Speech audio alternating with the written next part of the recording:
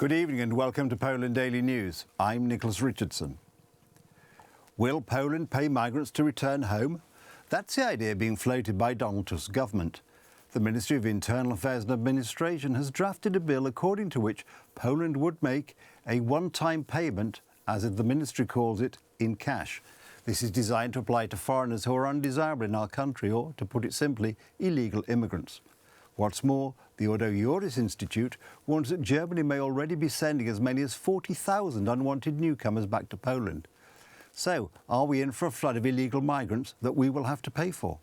With the rising cost of living, company closures and mass layoffs in Poland, and a record budget deficit, Donald Tusk's government's new idea seems ridiculous. This is the Ministry of Internal Affairs and Administration's draft of a law on migrants. The bill provides for the introduction of a cash payment for assistance for the reintegration of foreigners upon their return to their country of origin. And what is the goal? To increase the motivation of third country nationals to return to their country of origin by encouraging them to stay in their country of origin with the aim of reducing repeat migration. In short, the government will pay migrants to leave Poland and return to their country of origin. Such an instrument is being used.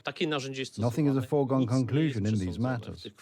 This idea is a dangerous absurdity and hellishly unjust, because Poland cannot and should not pay those who were dumped here by the Germans to maybe kindly go back to where they came from. After all, we are well aware of cases of illegal immigrants being illegally deposited in Poland. In June, German police took an Afghan family of 5 to Osinów-Odolny in West Pomerania without consulting Polish authorities. Germany says it has nearly 40,000 such migrants from around the world that it could potentially send back to Poland.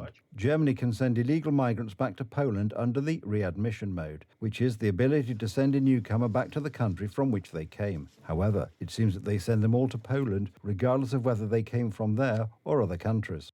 And yet, in 2 years, the Migration Pact will come into force. According to the calculations of the Ordo Iuris Institute, Poland will be flooded by a wave of not the EU-planned 30,000, but even 100,000 migrants per year. The consequences could be disastrous, as can be seen in the example of Germany. At the moment, the Federal Republic of Germany is not able to cope with this problem. It is not able to cope with this problem financially, and above all, it is not able to cope with the increasing crime. And this crime is of the worst kind: organized crime, murders, rapes, and attacks with knives, for example. This happens several times a day in Germany. In May, in the center of Mannheim, Germany, an Afghan immigrant attacked a man on the street with a knife, injuring a total of 6 people. The attack resulted in the death of a 29-year-old police officer. As a result, the government's bill could be downright dangerous for Poles. Paying illegal immigrants to leave Poland is intended to encourage them to come for financial support. Meanwhile, Minister Tomasz Siemoniak speaks of dilemmas. I think that people, citizens, are not quite aware of how much it costs to keep legal and illegal migrants in Poland, and that many countries facing such a dilemma have decided to give them money to leave. Lithuania, for example, has introduced such a solution. Migrants who voluntarily decide to return to their country of origin receive €1,000 each. Translated, that's almost 4,500 zloty. The Polish Ministry of Internal Affairs and Administration is not talking about the amount of the so-called support for now. This is the opening of a transaction channel which will make Poland an excellent target for various smuggling projects of various psychopaths.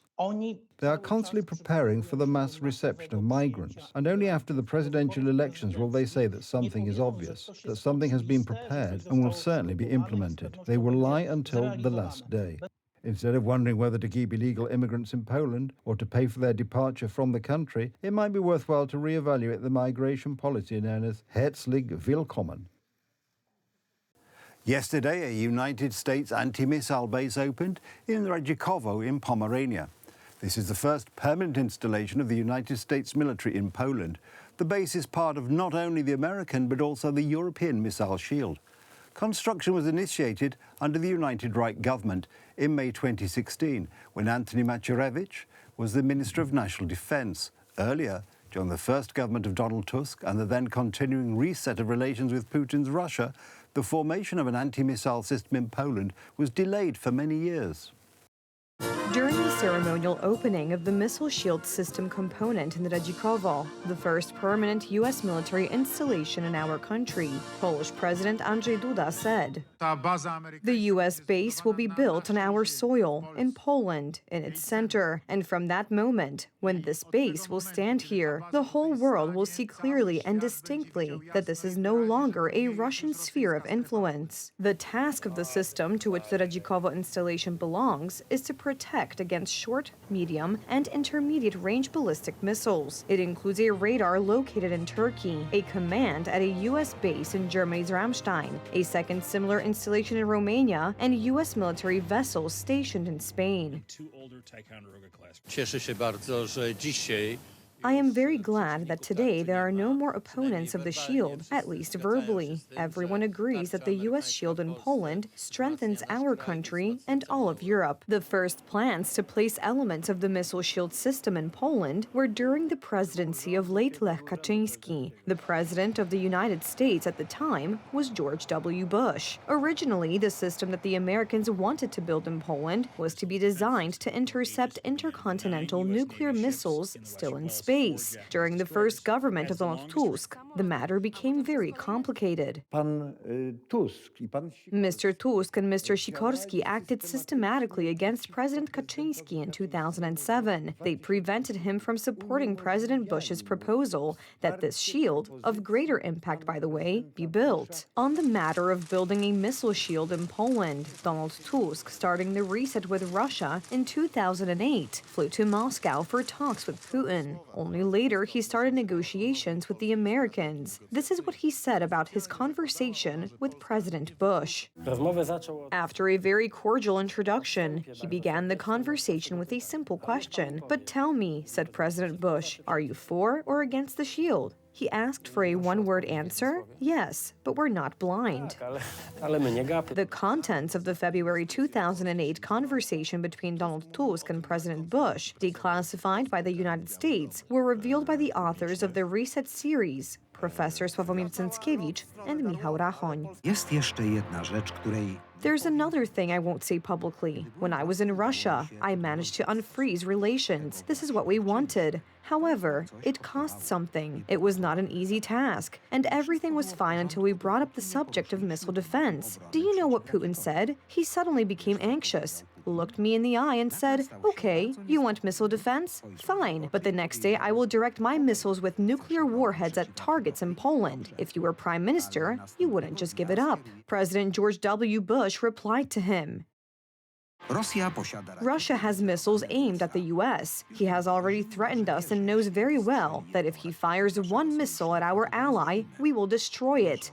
He knows that missile defense is not aimed at Russia. He is simply trying to intimidate you." Further history of missile shield construction under the Civic Platform government seems to confirm President Bush's words. The installation of an anti-missile shield in Poland primarily enhances the security of the United States. At the same time, it increases a certain number of risks and threats for the Polish side as well. During the protracted talks of the Tusk government, a new president was elected in the United States. Democrat Barack Obama wanted to build a smaller anti-missile system in Poland. At the same time, the Tusk government was negotiating the matter of the American shield with Russia.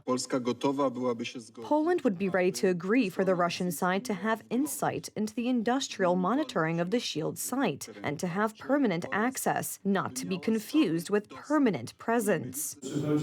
The 4th of July 2008 comes, and Donald Tusk publicly declares that he does not agree to the construction of the missile shield. He says negotiations will continue, but does not agree. Today, Radosław Sikorski boasts about his participation in the formation of the U.S. installation in Poland. "I have a personal satisfaction. On the 20th of August 2008, I signed an agreement with Secretary of State Condoleezza Rice on the installation of elements of the missile shield in Poland. However, However, the head of diplomacy of the Tusk government says nothing about what the process of ratification of this agreement by the Sejm looked like.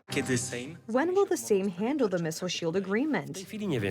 At the moment, I don't know when the Sejm will deal with the ratification of this agreement.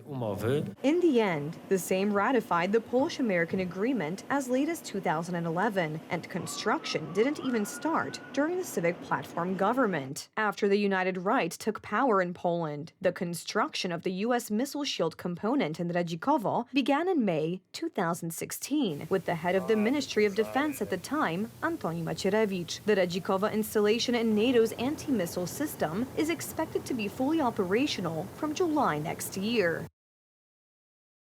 Following his election victory, Donald Trump is not slowing down and is naming more people to fill key positions in his new administration. So far, we have already seen the candidates for the positions of Secretary of State, Secretary of Defense and Attorney General. All the indications are that, in line with pre-election promises, Donald Trump intends to bring profound changes to the United States from day one of his presidency. This task will be facilitated by the Republicans' full control of Congress after winning elections to the Senate and the House of Representatives.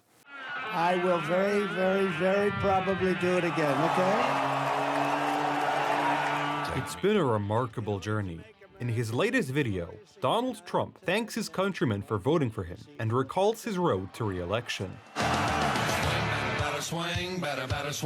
Hundreds of meetings with voters from every state and a vision of a safe America with secure borders and a strong economy. The return of core values to their place. That is what won over the American people. We won that, and we won it every way, all 7 swing states by a lot. And then Michigan was great, couldn't be better. Yesterday's meeting between Donald Trump and Joe Biden at the White House marks the first stage of the newly elected president's preparations to take power, which will culminate in his inauguration on January 20th next year. With transition, so everybody we can make sure you're accommodated what you need. Thank you very much. And politics is tough, and it's many cases not a very nice world, but it is a nice world today, and I appreciate it very much. And, a transition that's so smooth, it'll be as smooth as it can get, and I very much appreciate that. The two leaders also discussed America's main challenges, security and international policy. Note that President Biden reinforced his view that the United States standing with Ukraine on an ongoing basis is in our national security interest. The meeting, the White House insists, took place in a friendly atmosphere. The conversation in the Oval Office lasted 2 hours, part of which was private. President-elect, again, was gracious, came with a detailed set of questions. It was, again, substantive. The win in Wisconsin. The Republicans have reason to celebrate. It is now certain that they will take full power in the United States. This is clear from the latest results of the congressional elections, which were held at the same time as the presidential elections. They had already taken back the Senate from the Democrats, and last night, they also secured a majority in the House of Representatives. This is a huge vote of confidence from the voters and a serious mandate to bring real change to America. Delivering on the promises that we have made to the American people. We're grateful to be working in hand with President Trump.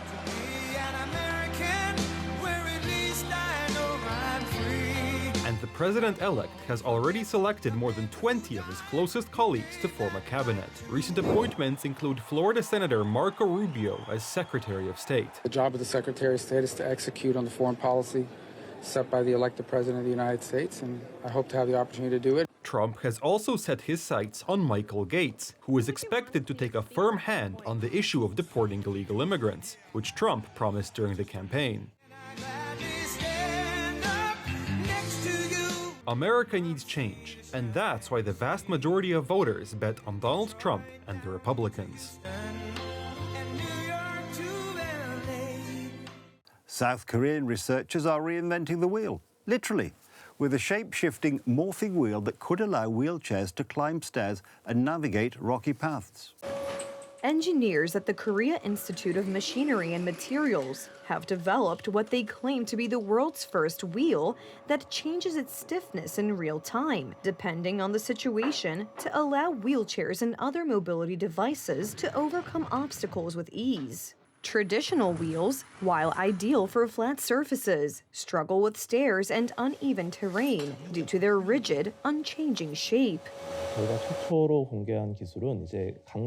Typically, wheels have disadvantages when overcoming obstacles, but perform well on flat surfaces. Our wheel technology keeps the advantages on flat ground, but when facing obstacles, the wheel becomes softer, enabling smoother traversal.